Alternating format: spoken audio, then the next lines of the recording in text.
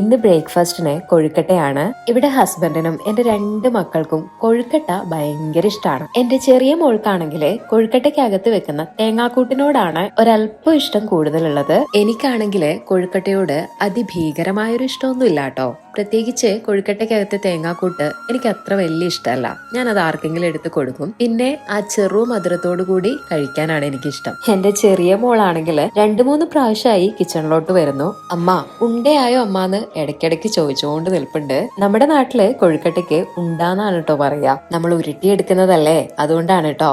ഇതാക്കുന്ന ദിവസങ്ങളില് കുറച്ചധികം എണ്ണം തന്നെ ഇവിടെ ആക്കണം. കാരണം എന്റെ 2 മക്കളും ഒരു 2 hours ഒക്കെ കൂടുന്ന സമയത്ത് ഇടയ്ക്കിടയ്ക്ക് വന്ന് എടുത്ത് കഴിച്ചോളും. സത്യത്തില് ഇന്നലെ കിടക്കുന്നത് വരെ ഇന്നത്തെ ബ്രേക്ക്ഫാസ്റ്റ് ഇതാണെന്നുള്ളത് എനിക്ക് ഒരു പ്ലാനും ഉണ്ടായിരുന്നില്ല. ചില ദിവസങ്ങൾ അങ്ങനെയാണ് കേട്ടോ, ഒരു പ്ലാനും ഉണ്ടാവില്ല. രാവിലെ എണീറ്റിട്ട് എന്താണോ തോന്നുന്നത് അതങ്ങോട്ട് ഉണ്ടാക്കും. പക്ഷെ ശരിക്കും പ്ലാൻ ചെയ്യുകയാണെങ്കിൽ നമുക്ക് കുറച്ചുകൂടി ഈസിയാണ് കേട്ടോ.